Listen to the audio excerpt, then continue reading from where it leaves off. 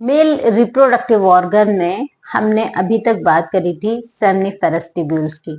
तो दो seminiferous tubules के बीच इंटरस्टियल स्पेस होता है और इस स्पेस में इंटरस्टियल सेल्स यानी लिडिक सेल्स प्रेजेंट होती हैं और ये लिडिक सेल्स का काम होता है सिक्रेशन का और ये टेस्टोस्टेरोन का सिक्रेशन करती हैं। जी हाँ, टेस्टोस्टेरोन एंड्रोजन का सिक्रेशन करती हैं। मेल हार्मोन एंड्रोजन को ये सिक्रिएट करती हैं।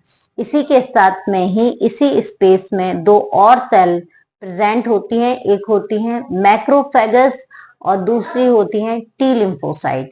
मैक्रोफेगस और टी लिम्फोसाइट का वर्क होता है प्रोटेक्शन का। क्या वर्क होता है? प्रोटेक्शन का वर्क होता है। याद रखिएगा, मैक्रोफेगस और टी लिम्फोसाइट किसका वर्क करती हैं? भाई प्रोटेक्शन का वर्क करती हैं। अब इसके बाद में क्या होगा? इसके बाद में देखिए किस तरह से स्पर्म का फॉर्मेशन होता है। किस तरह से स्पर्म का फॉर्मेशन होता है। यहाँ पर जो सेमनीफेरस ट्यूब्यूल्स हैं, यहाँ पर जो सेमनीफेरस ट्यूब्यूल्स हैं, इनमें प्रेजेंट होते हैं जर्म सेल। क्या प्रेजेंट होते हैं? Germ cell.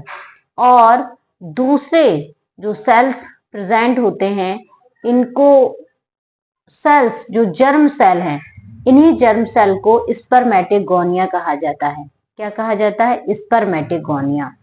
अब ये जो जर्म सेल हैं, इन्हीं में डिवीजन होता है। इन्हीं में डिवीजन होता है, स्पर्मेटोगोनिया में डिवीजन होता है और ये स्पर्मेटोगोनिया सेमनीफेरस ट्यूब्यूल्स में अरेंज होते हैं।